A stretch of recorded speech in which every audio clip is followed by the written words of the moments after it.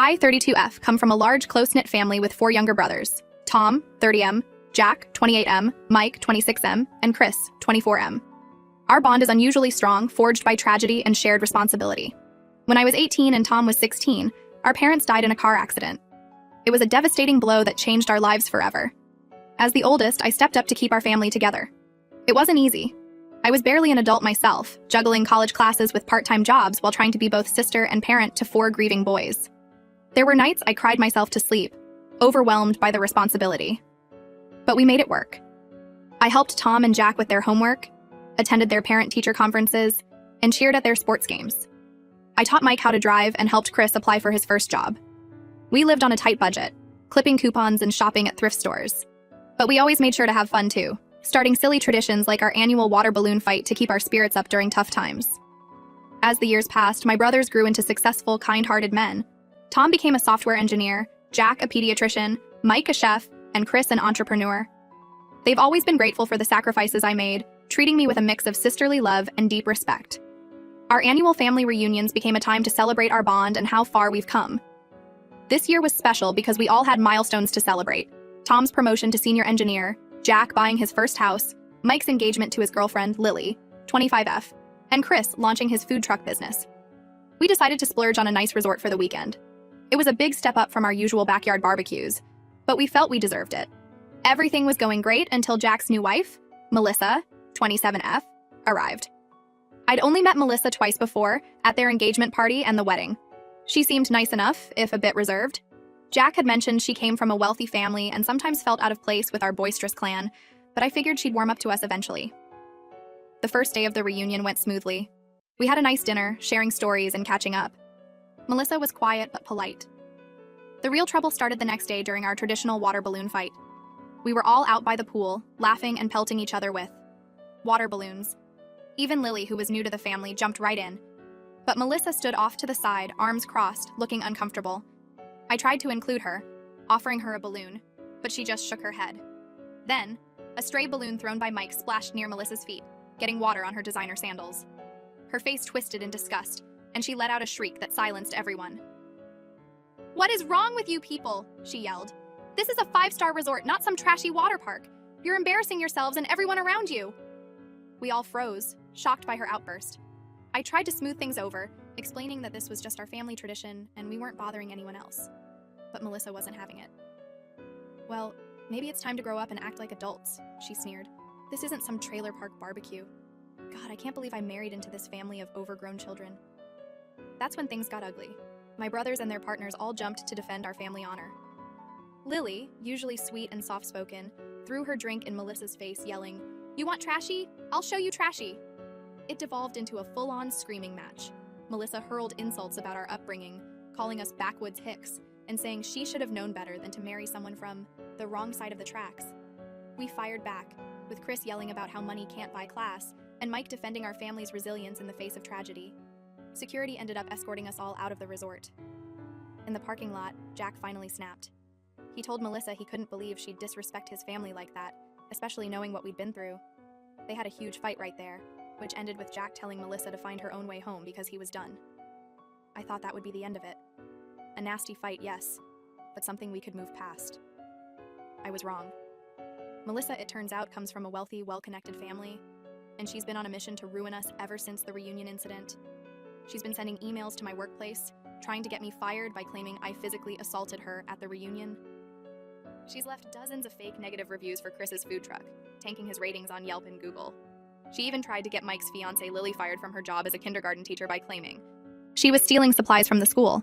Most of my coworkers and bosses know it's all lies, but there are a few who've always had it out for me and are using this as ammunition.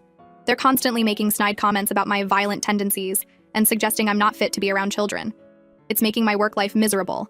My brothers are all furious and want to take legal action against Melissa for harassment and defamation. Jack is devastated and feeling guilty that he brought this drama into our lives. He admitted that there were some red flags with Melissa before they got married. She made comments about his quaint upbringing and seemed embarrassed to introduce him to her friends. But he was so in love that he ignored the warning signs. Part of me thinks we should just ignore Melissa and hope she gets bored and moves on. But another part of me is worried that if we don't put a stop to this now, she'll keep escalating. I'm worried about my job and my brother's livelihoods, but I also don't want to make things worse by engaging with her more. I don't know what to do. Should we pursue legal action? Try to reason with her family? Just ignore it and hope it blows over?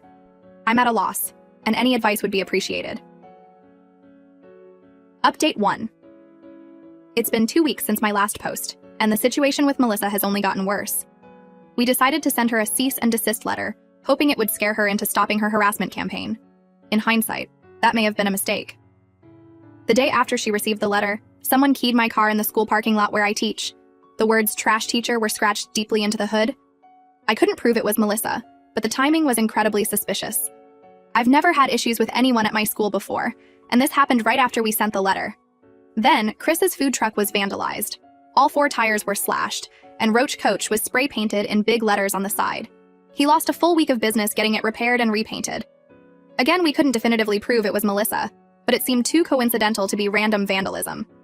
The final straw came when Mike and Lily's wedding venue suddenly canceled on them. The manager claimed they'd received multiple complaints about the couple being disruptive and violent. They lost their $5,000 deposit and are now scrambling to find a new place for their wedding, which is only 3 months away. We've all filed police reports, but without concrete proof that Melissa is behind these incidents, there's not much they can do. They basically told us to install security cameras and keep detailed records of any future incidents. We've all done that now, setting up cameras at our homes and businesses, hoping to catch her in the act if she tries anything else. Jack is an absolute mess. He's drinking too much and blaming himself for everything. He admitted that Melissa had shown some warning signs of being controlling and elitist before they got married, but he ignored them because he was in love. Now he's kicking himself for not seeing her true colors sooner. One night, after having a few too many beers, Jack opened up about his relationship with Melissa. They met at a charity gala where Jack was volunteering as part of a hospital outreach program. Melissa was there with her parents, who are major donors to the hospital. Jack said he was immediately taken with her beauty and charm.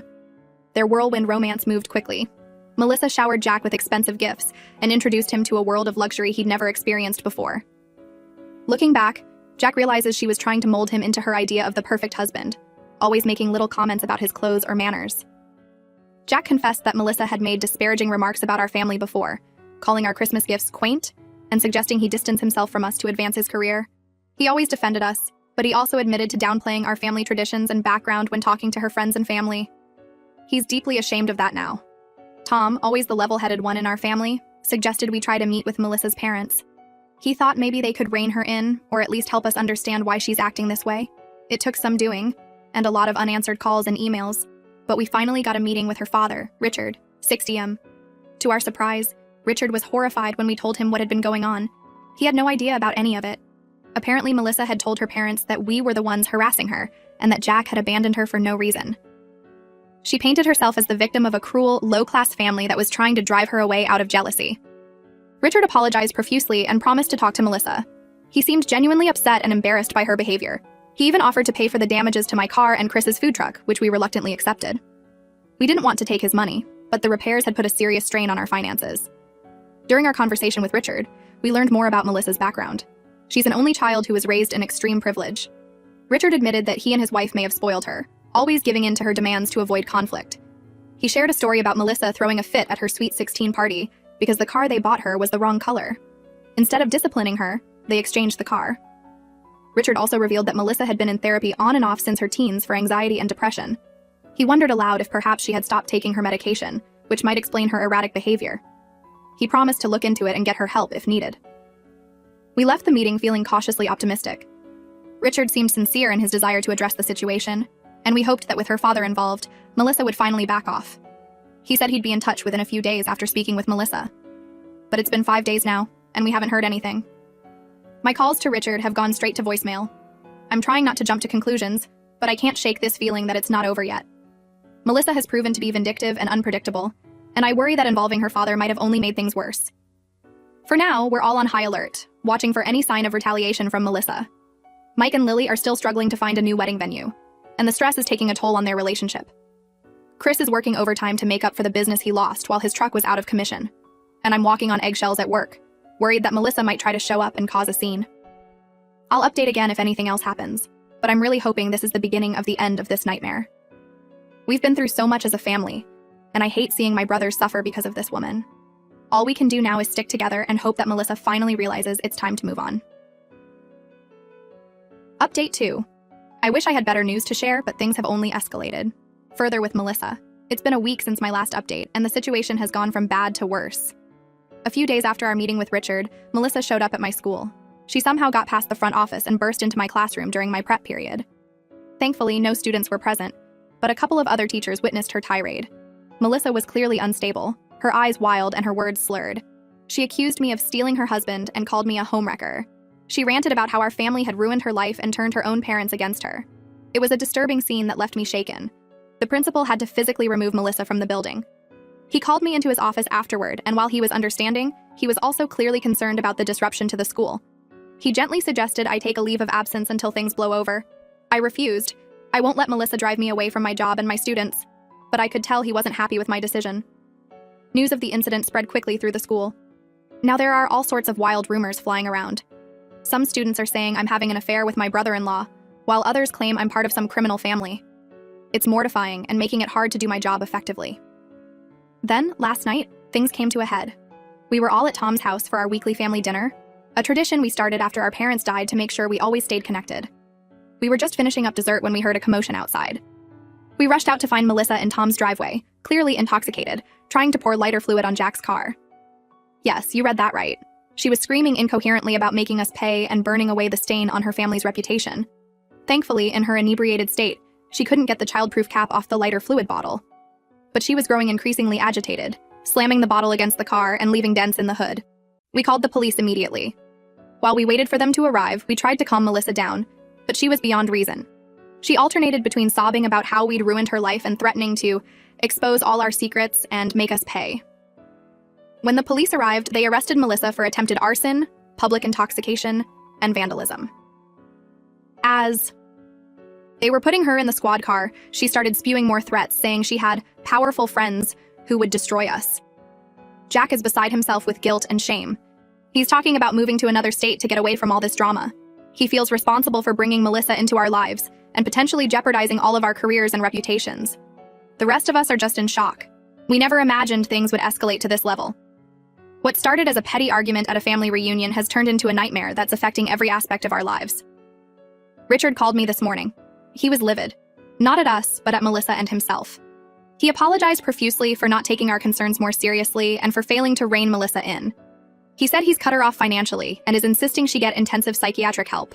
He also offered to cover any legal fees if we want to pursue charges or a restraining order against Melissa.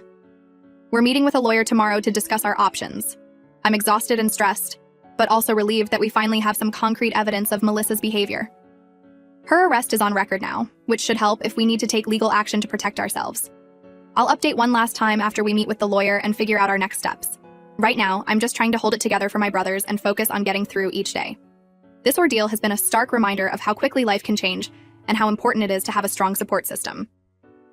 Update 3. This will be my final update on the Melissa situation. After meeting with the lawyer, we decided to press charges for the attempted arson and pursue a restraining order against Melissa for all of us. It wasn't an easy decision, but we felt it was necessary for our safety and peace of mind. The legal process has been draining, but it's almost over. Melissa took a plea deal to avoid jail time. She's been sentenced to 90 days in a residential rehab facility, followed by intensive outpatient treatment, mandatory anger management classes, and 3 years of probation. She's also required to stay at least 500 feet away from all of us, our homes, and our workplaces. Richard has been true to his word, covering all our legal fees and the costs of the damage Melissa caused. He's also paying for her rehab and ongoing therapy. In our last conversation, he expressed deep remorse for not recognizing his daughter's issues sooner and enabling her behavior over the years. He shared that Melissa has been diagnosed with borderline personality disorder and had stopped taking her medication months ago, which likely contributed to her erratic behavior. Jack is doing better, though he's still struggling with guilt and self-doubt. He's started therapy to work through his feelings about the marriage and divorce. He's talking about taking a sabbatical from work to travel and clear his head, which I think would be good for him. The whole experience has made him reevaluate his life choices and priorities. As for the rest of us, we're slowly getting back to normal. My principal has been supportive since Melissa's arrest, made it clear that I was the victim, not the instigator.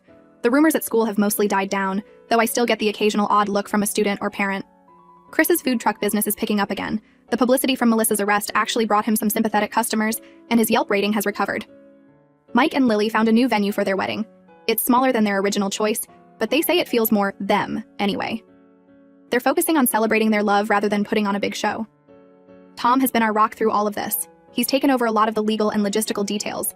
allowing the rest of us to focus on healing and moving forward. I don't know what we'd do without his level head and organizational skills. We've all agreed to be more cautious about who we let into our tight-knit family circle in the future. But we're also determined not to let this experience make us bitter or mistrustful. Our bond as siblings has only grown stronger through all of this. The whole ordeal has made us appreciate our family traditions even more. We had our annual water balloon fight last weekend, in Tom's backyard this time, not at a fancy resort. As we laughed and dodged water balloons, I felt a sense of peace I hadn't experienced in months. We've been through so much together, and we always come out stronger on the other side. I've learned a lot from this experience, about the importance of trusting my instincts, about setting boundaries, and about the power of family support. It's been a tough road, but I'm proud of how we've handled it.